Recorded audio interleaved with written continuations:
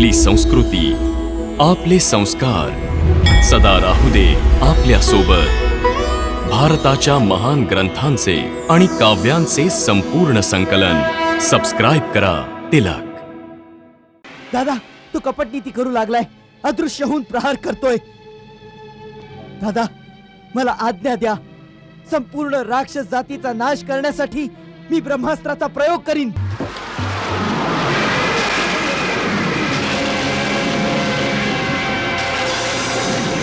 हनुमंत, माझा लक्ष्मण जो सदैव मी समोर आल्यावर उभा राहतो, तो माझ्या समोर डोळे मिटून पडला आहे. हे कसं झालं? प्रभू, धरणीधर जेव्हा धरतीवर पडले तेव्हा सूर्यचंद्राची गती थांबली. परंतु का? कोणत्या कारणानं? ब्रह्मांडात अशी कोणती शक्ती आहे जिनं लक्ष्मणाला शक्तिहीन करून टाकलं? वैद्यराज, वैद्यराज, आशा तर आहे ना? आयुर्वेद शेवटच्या श्वासापर्यंत उमेद नाही सोडत श्रीराम. हृदयावर खोल वार झालाय. श्वासही कमी कमी होत चाललाय. मग आता काय होणार? कैलास आणि ईश पर्वतांच्या मध्ये दैवी औषधांचा मोठा पर्वत आहे. तिथं 4 महान औषधं अशी मिळतील, त्यांच्यातील एक दिव्य प्रकाशाची आभा 4ही बाजूंना सतत प्रकाशमान करत असते. याच दिव्य औषधीची आता जरुरी आहे. परंतु लक्ष्मणाकडे केवळ एका रात्रीचाच वेळ आहे. म्हणून हे काम सूर्योदय होण्यापूर्वी व्हायला पाहिजे. युवराज इंद्रजितांचा विजय असो! युवराज इंद्रजितांचा विजय असो! युवराज इंद्रजितांचा विजय असो! युवराज इंद्रजितांचा विजय असो! युवराज इंद्रजितांचा विजय असो! युवराज इंद्रजितांचा विजय असो! युवराज इंद्रजितांचा विजय असो!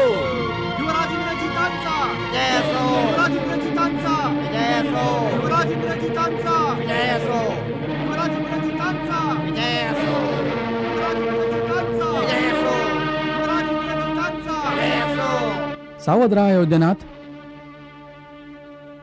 आज रावण कुमार पूर्ण शक्तीसह तीव्र गतीने हल्ला करण्यासाठी येत आहे. आम्हीही झोपलेलो नाहीये विभीषणजी. आम्हीही जोरदार वेगाने टक्कर देऊ. मला आज्ञा द्या प्रभू. मी पुढे जाऊन आपल्या सेनेच्या व्यूहरचनेचे निरीक्षण करतो. पुढं वा बजरंग बली. जय श्रीराम.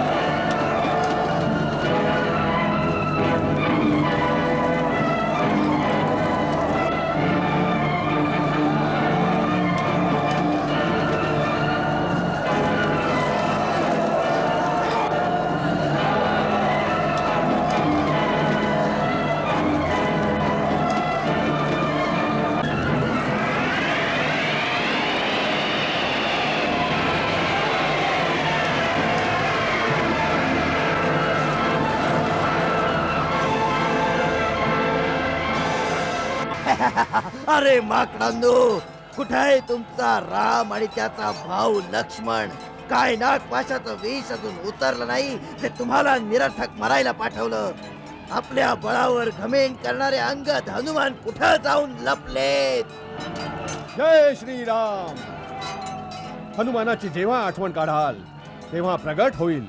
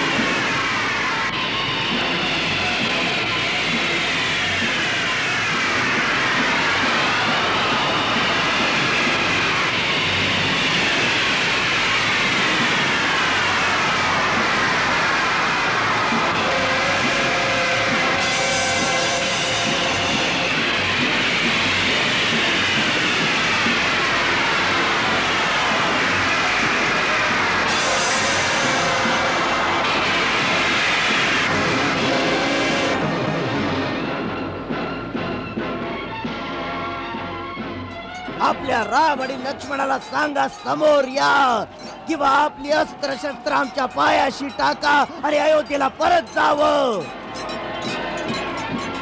तुम्हा निशाचरांना यमलोकात पाठवल्याशिवाय आम्ही लोक अयोध्येला परत कसे जाणार मेघनाथ? हा? आलास तू?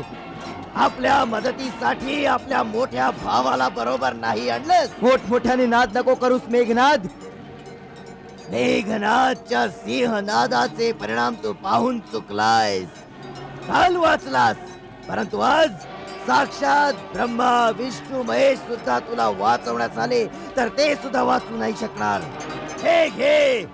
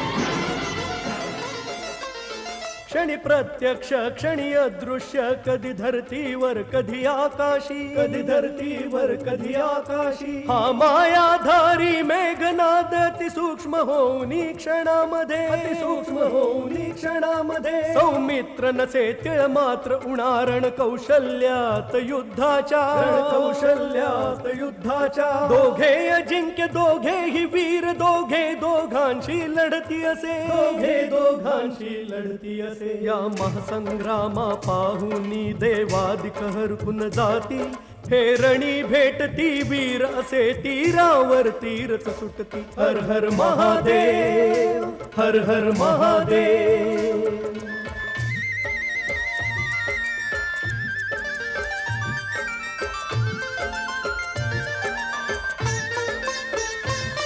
कधी दूर होऊनी वार करी, कधी येई लक्ष्मण निकटसा, कधी येई लक्ष्मण निकटसा. श्रीराम शपथ घेई लक्ष्मण रणित्या सुरांचा नाश करे, रणित्या सुरांचा नाश करे. इंद्रजिताच्या रूपामध्ये रावणाची अंतिम आशा से, रावणाची अंतिम आशा से. दक्ष राहुनी लक्ष्मण लढतो रामाचा विश्वास से, रामाचा विश्वास से. पुल्या पुल्या वीरांचे दोन्ही दल जय घोषच करती, तीरांशी लढती तीर अति वीरांचे युद्ध न थांबे. हर हर महादेव, हर हर महादेव, हर हर महादेव, हर हर महादेव.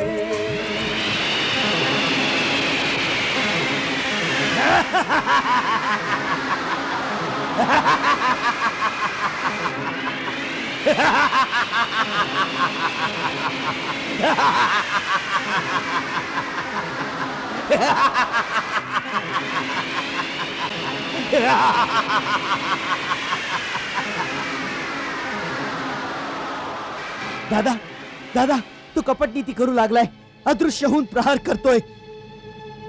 दादा, मला आज्ञा द्या.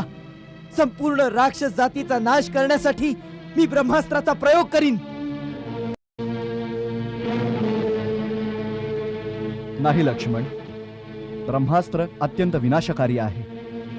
शास्त्र त्याच्या प्रयोगाची परवानगी प्रत्येक परिस्थितीत नाही देत. म्हणूनच आपल्याला उत्तेजित होऊन धर्मयुद्धाचा मार्ग सोडून चालणार नाही. परंतु राक्षस लोक कोणतीही नीती नाही मानत. ते युद्धात छलकपटाची मदत घेऊन आपल्या सेनेचा संहार करतायत. त्यांच्या मायावी शस्त्रांपासून वाचण्याचा एकच रस्ता आहे, ब्रह्मास्त्राचा प्रयोग केला जावा. युद्धनीती सांगते, अयुद्धमानम प्रच्छन्नम प्रांजलिम शरणागतम पलायमानम मत्तम वा नहंतुम त्वमिहार्हसि. अर्थात जो समोर युद्ध करत नसेल, शरण आला असेल, युद्धातून पळून जात असेल किंवा वेडा झाला असेल, त्याच्यावर ब्रह्मास्त्रासारख्या महासंहारक अस्त्राचा उपयोग वर्ज्य आहे. परंतु नाही लक्ष्मण, नाही. अधर्मानं मिळवला गेलेला विजय कधीच कल्याणकारी नाही होऊ शकत. जशी आज्ञा दादा.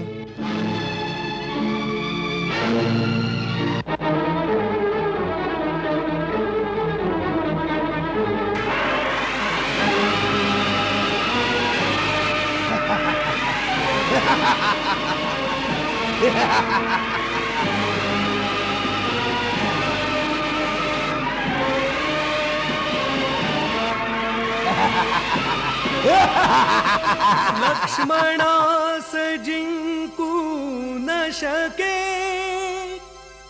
विफल होती त्याचे बाण.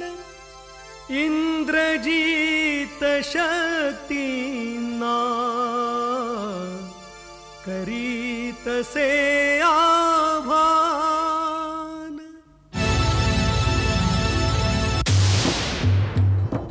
वीज चमके आकाशी अन बाणांच्या परी सुटे खंजी. नरवीराचा ऊर भेदण्या येतसे त्याचा मायावी खंजी. काही उपाय कोणाचा चालेना, काही उपाय कोणाचा चालेना. नचेतसे कुणाच्या कह्यात, लक्ष्मणाच्या उरात घुसला तेव्हा त्याचा मायावी खंजी.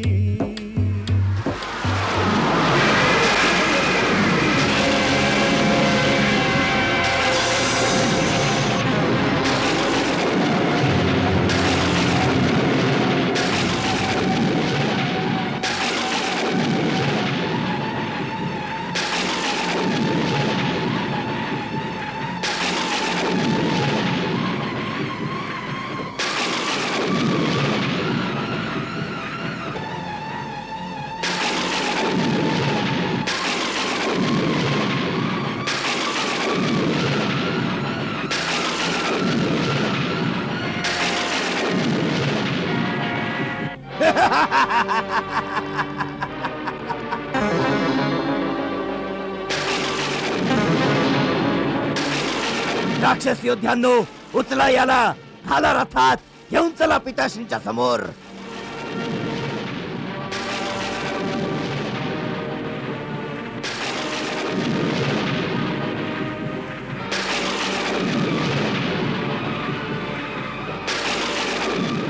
मात्र जमिनीला चिकटलाय महाराज. दूर व्हा.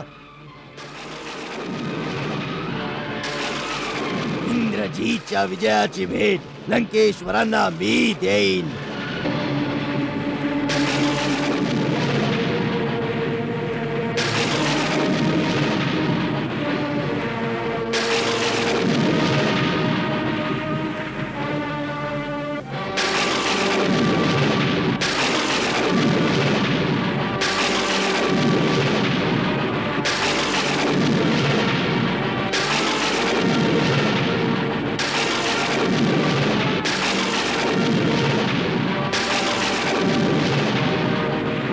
धरती धराला हात लावलास, धरतीमध्ये सामावला जाशील मेघनाद. हे स्वतः धरतीला आपल्या फण्यावर धारण करणारे आहेत. तुझ्या सारख्या पाप्याकडून नाही उचलले जाणार.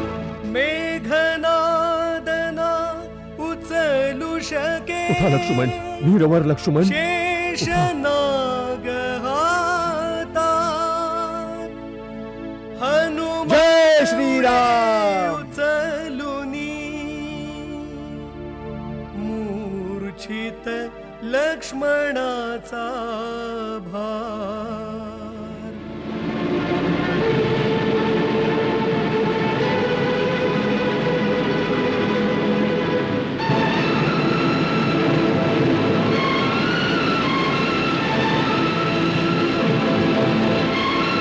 हनुमान, हनुमान, हे काय झालंय?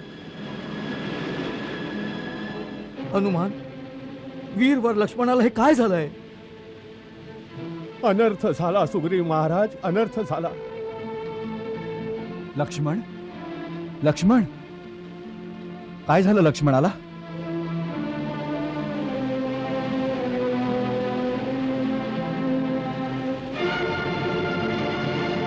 लक्ष्मण, लक्ष्मण, वीरवर,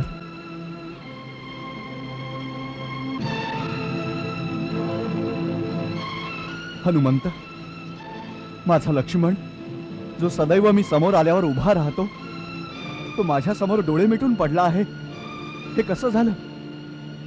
प्रभू, धरणीधर जेव्हा धरतीवर पडले तेव्हा सूर्यचंद्राची गती थांबली. परंतु का? कोणत्या कारणानं? ब्रह्मांडात अशी कोणती शक्ती आहे जिनं लक्ष्मणाला शक्तिहीन करून टाकलं? सांग, ही एखादी निशाचरी माया आहे? अयोध्यानाथ, ही निशाचरी माया नाही. मेघनादाने युक्ती योजून वीरघातनी शक्तीचा प्रयोग केला आहे. परंतु या वीरघातनीपासून वाचणं अशक्य आहे. नाही,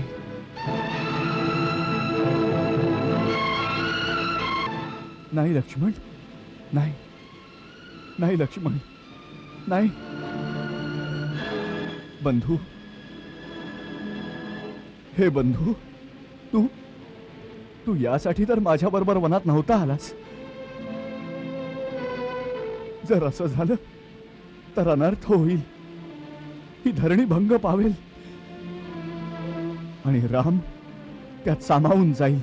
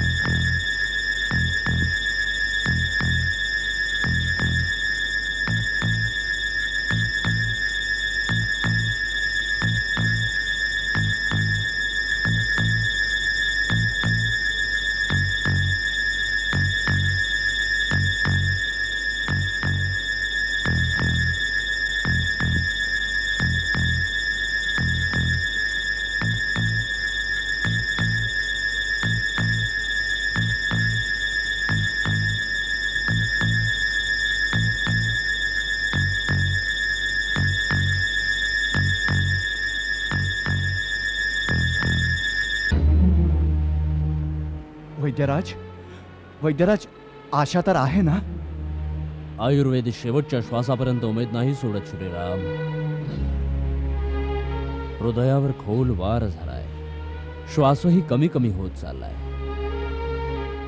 मग आता काय होणार? माझ्या वनस्पती आणि औषधी वनस्पती अशी औषधी वनस्पती नाही आहे ज्यांनी मी याचा उपचार करेन. वैद्यराज, रघुवीर, उतावीळ होऊन रोग्याचा त्रास दूर होत नाही. उपाय आहे, परंतु अत्यंत दुष्कर, अत्यंत दुर्लभ. आपण सांगावं तरी श्रीमानजी. काय सांगू हनुमाना. येथून हिमालय पर्वतापर्यंत जाऊन सूर्योदयाच्या आधी परत येणं अशक्य आहे. त्यामुळे सांगून काय फायदा. वैद्यराज, मी आपल्या प्रभूंसाठी हिमालयच काय, सांगितलं तर ब्रह्मलोकाला प्रदक्षिणा करूनही रातोरात परत येईन. आपण ते कठीण काम सांगावं तरी. जर इतकं धाडस आहे तर ऐक. कैलास आणि ईश पर्वतांच्या मध्ये दैवी औषधांचा मोठा पर्वत आहे. तिथं 4 महान औषधं अशी मिळतील, त्यांच्यातील एक दिव्य प्रकाशाची आभा 4ही बाजूंना सतत प्रकाशमान करत असते. त्यांची नावं आहेत विशल्यकारणी, सुवर्णकारणी, संधारिणी आणि मृतसंजीवनी. यापैकी एक जखमा भरून देत असते, दुसरी कापलेल्या अंगांना जोडून देत असते, तिसरी विकलांगांना अथवा विकल शरीराला योग्य रूप देत असते, चौथी मृत संजीवनी, ती जर का वेळेवर मिळू शकली तर मृताला जिवंत करू शकते. याच दिव्य औषधीची आता जरुरी आहे. परंतु लक्ष्मणाकडे केवळ एका रात्रीचाच वेळ आहे, म्हणून हे काम सूर्योदय होण्यापूर्वी व्हायला पाहिजे. तेव्हाच या उपचाराचा फायदा मिळू शकतो, अन्यथा लक्ष्मणाचं प्राण वाचवणे अशक्य आहे. अशक्य तर अशक्यच राहणार. कुठे लंकेचा समुद्र तट, कुठे हिमालय. कोण आणू शकेल संजीवनी औषधी? प्रभू, आपला या सेवकावरील विश्वास उडाला का? हनुमंत, पृथ्वीच्या दुसऱ्या टोकाहून ती औषधी एका रात्रीत कशी येईल? प्रभू, कर्मवीर विचार नाही करत, केवळ कर्म करत राहतात. आपण आज्ञा तर द्या.